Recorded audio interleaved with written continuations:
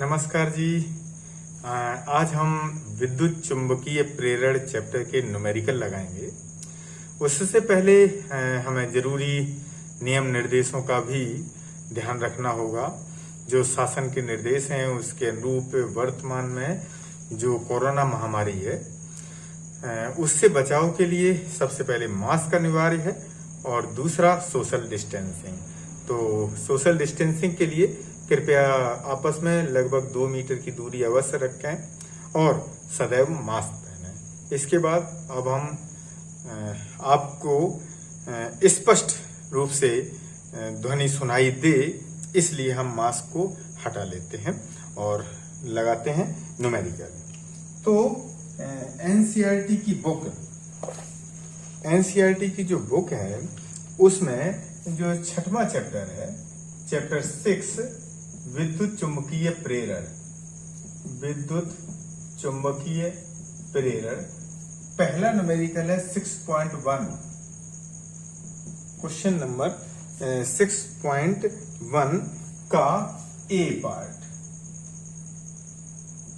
Part है कि इसमें एक चित्र बना है और चित्र इस तरीके से है कि ये इस तरीके से कुंडली है और इस कुंडली से यहां पर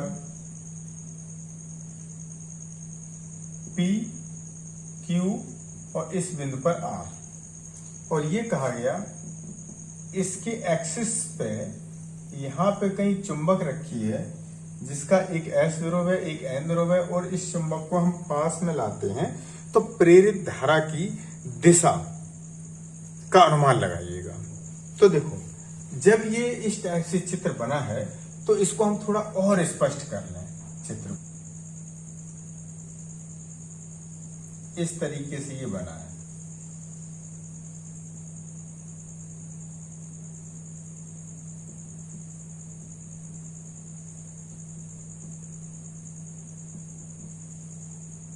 ये यहां P, यहां पे Q और यहां पे R। जब हम कोई S ध्रुव और N ध्रुव को इस ओर लाते हैं तो आपको पता है कि जब भी इधर S ध्रुव आता है तो यहां पर कुंडली का कौन सा ध्रुव बन जाएगा? S ध्रुव, लेंज के नियम के अनुसार। तो इस आधार पर प्रेरित धारा की दिशा कौन सी होगी? ये होगी, इधर से और इस तरीके से ये प्रेरित धारा की दिशा। तो इसका मतलब है कि जो आपका आंसर है वो प्रेरित धारा की दिशा कौन सी हो गई? Q R P Q, ये प्रेरित धारा की दिशा। इसका बी क्वेश्चन है, बी पार्ट क्या कहता है कि इसमें अब हम पहले एकदम क्लियर चित्र बनाते हैं। एक ये कुंडली है जिसमें ये कौन सा है? P और ये Q और ये बिंदु R। इसके बाद में यहां पे एक कुंडली बनी है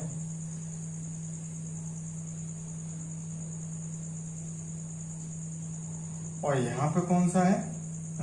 X, Z और यहां पे Y। और इन्होंने कहा कि यहां पर एक चुंबक है, ये S ध्रुव है, ये N ध्रुव है, और इस चुंबक को इधर की ओर लेके आते हैं। ठीक है, तो बच्चों देखो, सबसे पहले हमें ये समझना होगा कि जब चुंबक इधर की ओर आ रही है तो इसमें धारा किसके कारण उत्पन्न होगी? इस चुंबक के कारण। तो इसी का विरोध होगा। विरोध कब होगा? जब कुंडली का ये सिरा कौन सा ध्रुव बनाएगा? S ध्रुव। तो S ध्रुव जब बनाएगा तो इस स्थिति में यहाँ पे निशान बना दो। तो निशान बनाने से प्रेरित धारा की दिशा क्या प्रदर्शित हो रही? ये प्रेरित धारा की दिशा है। ठीक, और यहां से होकर के धारा जाएगी और इस तरीके से ये धारा इधर चलेगी। इधर अगर इस कुंडली से N ध्रुव दूर जा रहा है तो यहाँ पे कौन सा ध्रुव बन जाएगा? S ध्रुव बन जाएगा। और S ध्रुव बन जाएगा जो ये प्रदर्शित कर रहा है कि इसमें धारा की दिशा जो होगी वो ये होगी। तो कहने का मतलब है कि इसमें प्रेरित धारा की दिशा जो होगी, इसमें दिशा होगी QRP, और इसमें दिशा जो होगी वो कौन सी होगी, YZX। ये इसका आंसर है बी का। अब हम सी पार्ट लगाते हैं।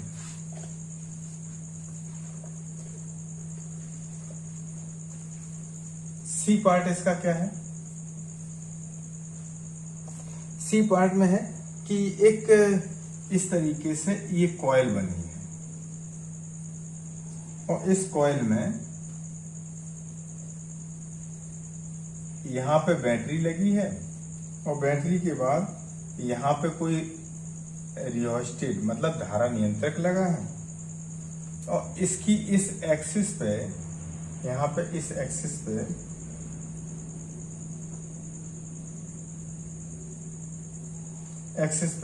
यहां पे एक दूसरी कॉइल है जिसका ये X है, ये Z है और ये Y है। ये कॉमन लाइन है। इसमें ये कहा गया है कि दाब कुंजी तुरंत बंद करने के बाद, तो देखिए अभी इसमें जो धारा बह रही है वो धारा बह रही है, आप देखें इधर से तो कैसी धारा बह रही है, इसके क्लॉकवाइज। इसमें धारा कैसी बह रही, क्लॉकवाइज। हम आपको ये वाली कुंडली दिखा देते हैं, ये कुंडली, ठीक है। तो इस कुंडली में ये धारा बह रही है क्लॉकवाइज, मतलब इधर की ओर। और जब धारा क्लॉकवाइज है तो इसमें धारा कौन सी किधर की ओर बहेगी, एंटी क्लॉकवाइज, क्योंकि इसका विरोध करेगी। तो इसमें धारा कौन सी बहेगी, एंटी क्लॉकवाइज। तो दाब कुंजी को तुरंत बंद करने के बाद इसमें दिशा जो होगी वो एंटी क्लॉकवाइज होगी, एंटी क्लॉकवाइज। और एंटी क्लॉकवाइज का मतलब कौन सा हो गया, मीन्स एंटी क्लॉकवाइज का मतलब हो गया ZXY, ZXY या YZX, ये दिशा होगी। इसके बाद डी नंबर,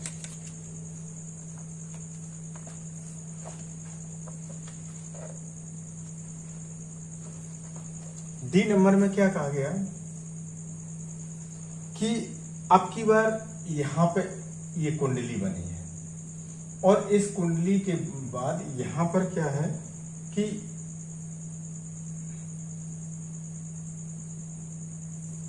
यहां पे और ये इस तरीके से, और यहां पे एक बैटरी लगी है और बैटरी लगने के बाद यहां पर एक धारा नियंत्रक लगा है और इस समय इसमें जो धारा बह रही है वो एंटी क्लॉकवाइज है और ये इसकी एक्स है।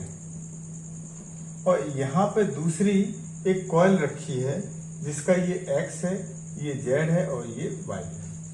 इसमें ये कहा गया धारा नियंत्रक का समंजन बदलेंगे, नियंत्रक का समंजन बदलेंगे तो इसका प्रतिरोध घटेगा। जब प्रतिरोध घटेगा तो धारा बढ़ेगी, जब धारा बढ़ेगी किस दिशा में बढ़ेगी, एंटी क्लॉकवाइज।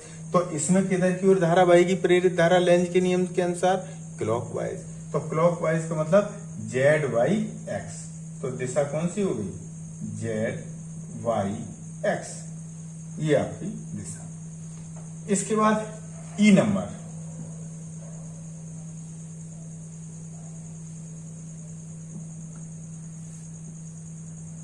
इसी का क्वेश्चन नंबर ई है। ई में क्या कहा गया कि इसमें एक ये कॉइल वो लोहे की क्रॉड है और इस क्रॉड के ऊपर इस तरीके से ये कुंडली लिपटी है और लिपटने के बाद यहां से जो वायर निकलता है, इसके बाद यहां पर एक बैटरी लगी है और बैटरी के बाद यहां पर एक कुंजी लगी है इस तरीके से। तो दाब कुंजी खोलने के तुरंत बाद स्थिति, दाब कुंजी पहले अगर इसमें मान लो कि धारा बह रही है तो धारा किस दिशा में बह रही होगी, पहले अगर इसमें धारा बह रही होगी तो धारा इधर से इधर की ओर बहेगी, इधर से इधर की ओर बहेगी, ठीक है।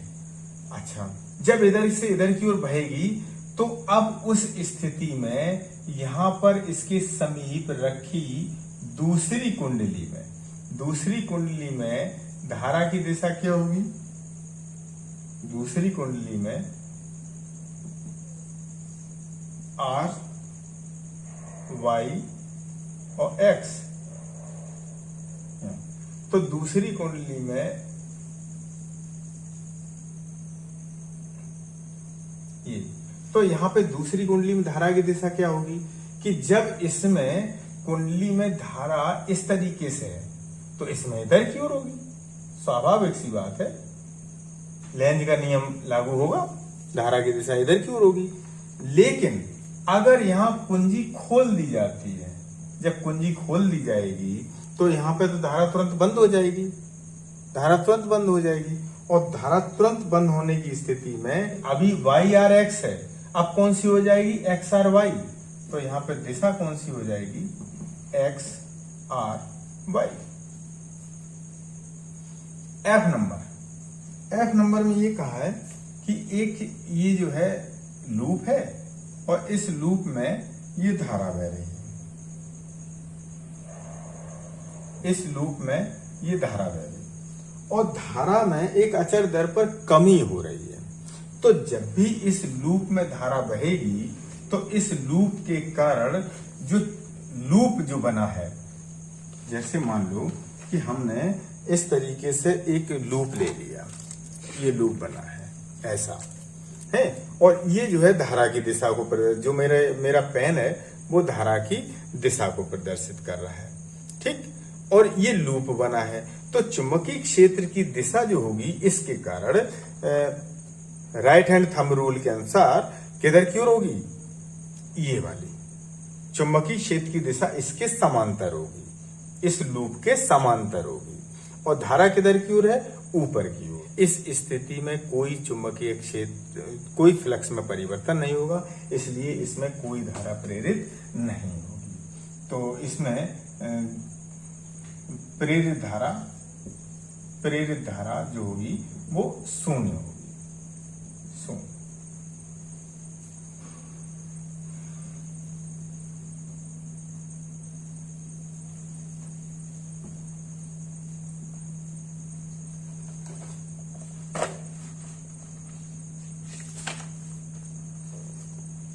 Question number 6.2।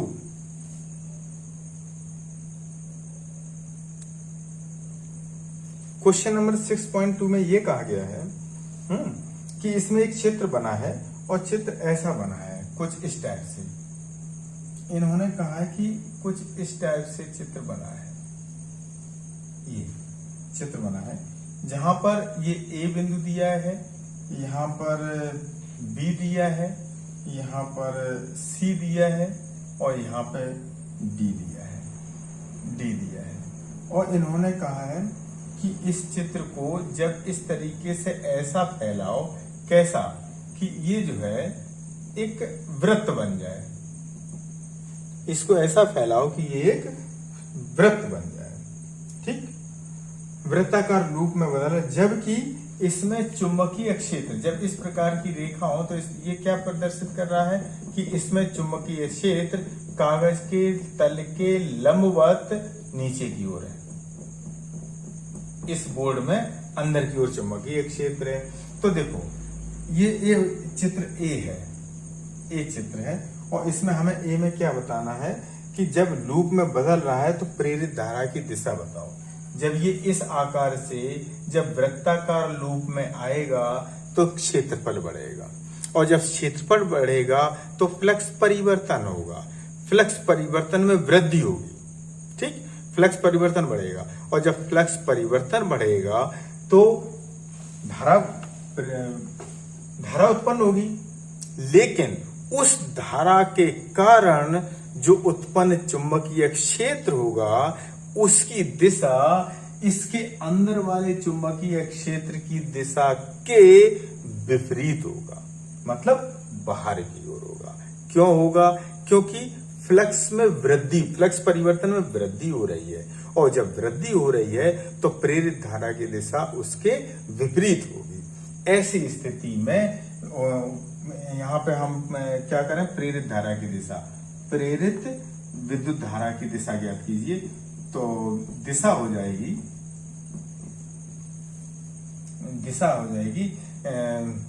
इसके चुंबकीय क्षेत्र विपरीत दिशा में होगा, और चुंबकीय क्षेत्र जब इधर की ओर होगा तो प्रेरित धारा की दिशा होगी ये वाला, मतलब ADCB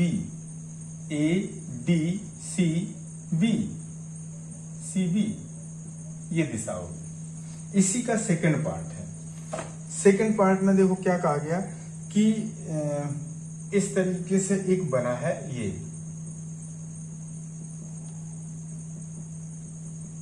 बना है।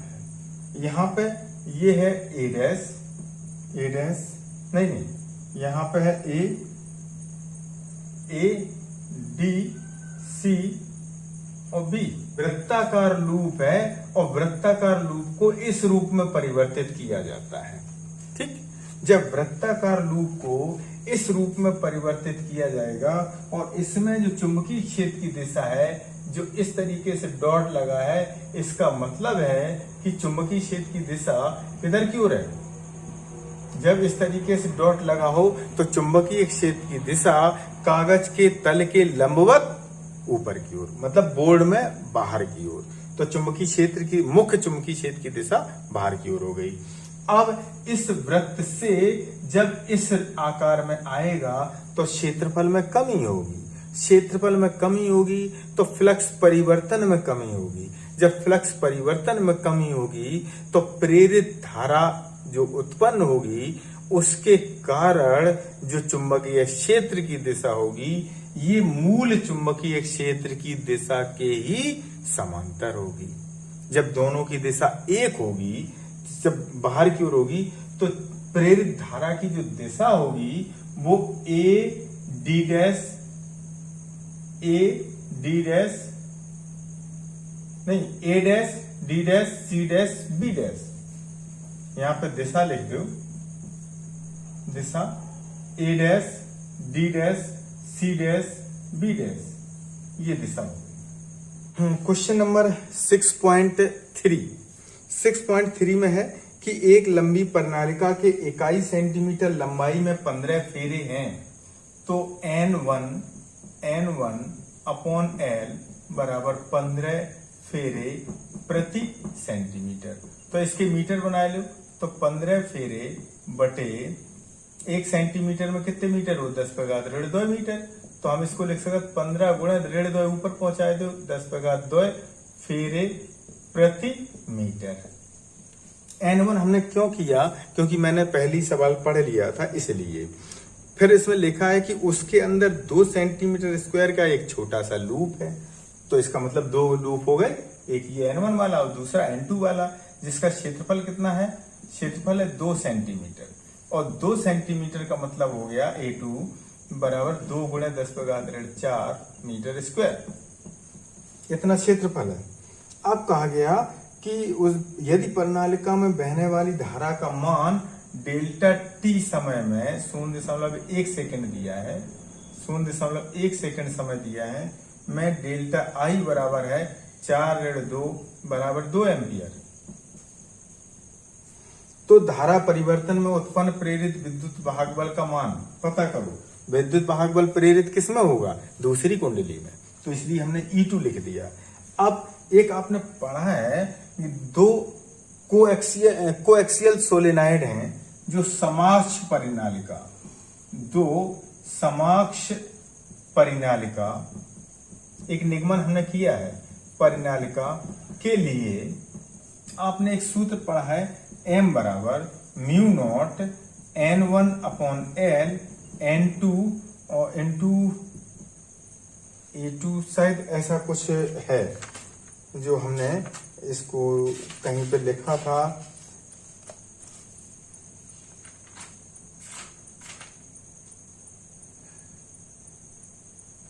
ठीक है, और म्यू नोट का मान होता है 4 pi into 10 to power 4 pi into 10 to power -7, और N1 बटे L का मान है 15 गुणा 10⁻2।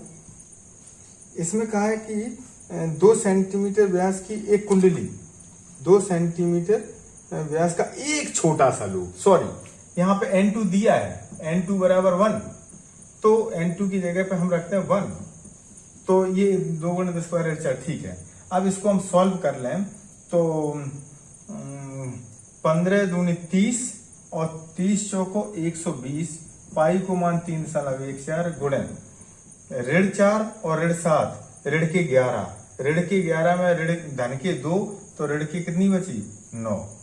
अब इसका गुणा कर दो तो 12 चौको 48, 8 4 12 12 4 16 6 1 और 12 3 36 1 37 और हम 2 अंक बाद दशमलव लगा दें और गुणा 10 पे घात ऋण 9, या ऐसे हम लिख सकते हैं 3.77 गुणा 10 पे घात कितने 2 अंक बढ़ा दिए तो ऋण के 7, इतने एम का मान आ गया, ठीक है, इतने हेनरी। और हेनरी मात्रा का आपको जानकारी बता दें कि जो फैराडे थे, तो फैराडे ने जो एक्सपेरिमेंट किया था विद्युत चुम्बकीय प्रेरण का, वो उन्होंने इंग्लैंड में बैठ के किया था, और उसी दौरान जो हेनरी थे उन्होंने अमेरिका में बैठ के एक्सपेरिमेंट किया था। तो तभी ये फैराडे और हेनरी का संयुक्त प्रयोग माना जाता है, और उन हेनरी के नाम पर ये प्रेरकत्व का मात्रक हेनरी रखा गया है। तो ये एम का मान आया है। अब E2 निकाल लो। आप जानते हैं कि m बराबर E2 बटे delta I1 upon delta T।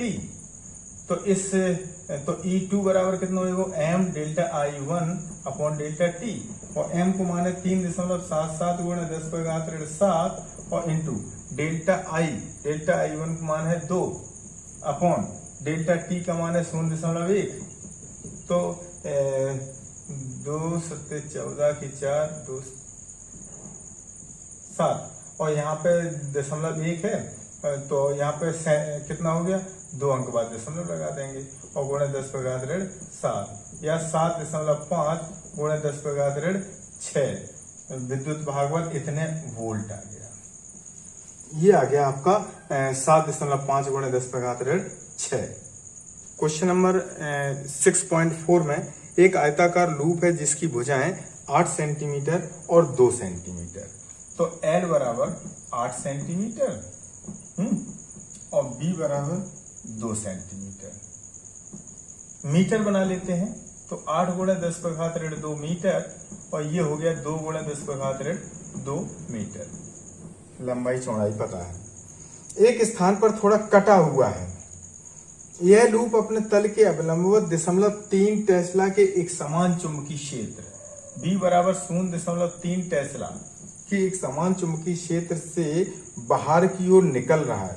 यदि लूप के बाहर निकलने का वेग 1 सेंटीमीटर प्रति सेकंड हो, 1 सेंटीमीटर प्रति सेकंड, तो इसका मतलब 10 पे घात ऋण 2 मीटर प्रति सेकंड वेग हमें पता है। तो कटे भाग के सिरों पर उत्पन्न विद्युत वाहक बल का मान क्या होगा? जब लूप की गति अभिलंबवत हो लूप की लंबी भुजा के। नंबर 1, लूप की गति लूप की लंबी भुजा के अभिलंबवत हो।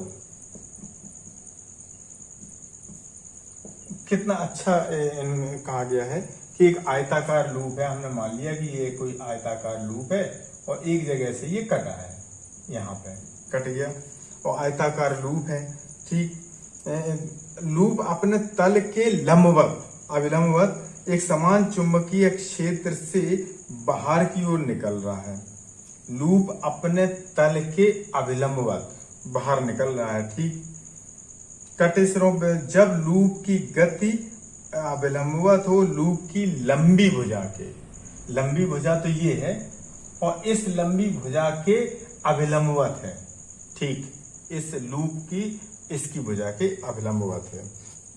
प्रेरित विद्युत वाहक बल V बराबर BVL और V का मान 0.3, V का मान 10 पे घात ऋण 2, एल का मान 8 गुणे 10 का ऋण 2, तो ये हो गया 8 तिया 24, 2.4 गुणे 10 का ऋण 4, इतने वोल्ट आ गया। अब इन्होंने कहा समय कितना, तो समय बराबर दूरी बटे चाल। अब दूरी कितनी होगी, दूरी अगर हमने मान लो इस कॉपी है, इस कॉपी की लंबाई तो इतनी दे रखी है लेकिन चौड़ाई मात्र इतनी है और इसके लंबवत इसको गुजरना है, तो मोटाई अकेली तो पार होगी और दूरी कितनी पार होगी, मोटाई के बराबर। मोटाई को मतलब वो 2 गुणे 10 का ऋण 2 और बटे चाल कितनी है 10 का ऋण 2, तो इससे काट दो 2 सेकंड आ गया समय। बी नंबर इसी का, बी नंबर में क्या पूछा गया, लूप की छोटी भुजा के, अब की बार छोटी भुजा के अवलंबवत गुजारना है। जब छोटी भुजा के अवलंबवत गुजारना है तो अब की बार इतनी दूरी तय होगी, ठीक, और हमें विभवांतर पता करना है। तो आपको पता ही है, तो विद्युत वाहक बल V बराबर BV और L होना चाहिए, लेकिन अब L नहीं होगा। अब क्या होगी, इसकी चौड़ाई VVL होगा, लेकिन इस समय इसकी क्या हो जाएगी, चौड़ाई, और वो चौड़ाई के हिसाब से अब क्या हो जाएगा, B का मान कितना है 0.3 और V का मान कितना है 10 का ऋण 2 और चौड़ाई कितनी है 2 गुणे 10 का ऋण 2, तो 3 दूनी 6, 0.6 गुणे 10 का ऋण 4, इतने वोल्ट हो गया। 0.6 गुणे 10 का ऋण 4। अब समय कितना हमें पता करना है, तो समय बराबर हो गया दूरी बटे चाल। अब आपको पता है चाल तो उतनी ही रहे, चाल कितनी है 10 का ऋण 2, लेकिन दूरी, अब ये छोटी भुजा के लंबवत गुजरेगा, जब छोटी भुजा के लंबवत गुजरेगा तो टोटल इतनी दूरी तय करनी पड़ेगी, और इतनी दूरी का मतलब ये कितनी होगी 8 गुणे 10 का ऋण 2, ऋण 2 से ऋण 2 काट दो तो ये 8 सेकंड आ गया, 8 सेकंड समय आ गया। क्वेश्चन नंबर 6.5, 6.4 था, अब हम 6.5।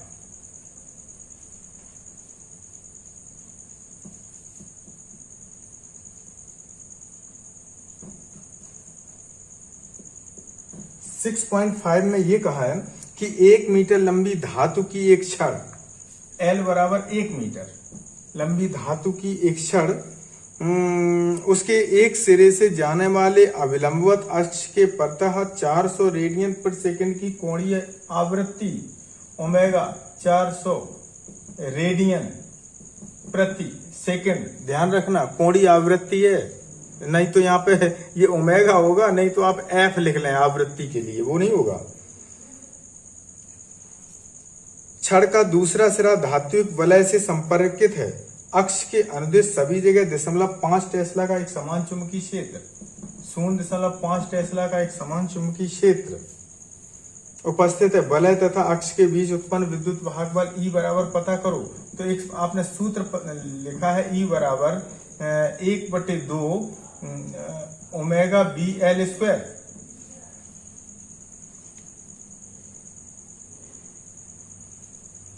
तो 1/2 गुणे 400, B का मान 0.5, L का स्क्वायर 1 का वर्ग, तो ये हो गया 200 मंचे 1000, एक अंक बाद दशमलव लगा दो, तो ये तो आ गया 100 वोल्ट, 100 वोल्ट। तो इसी के साथ बहुत बहुत धन्यवाद बच्चों।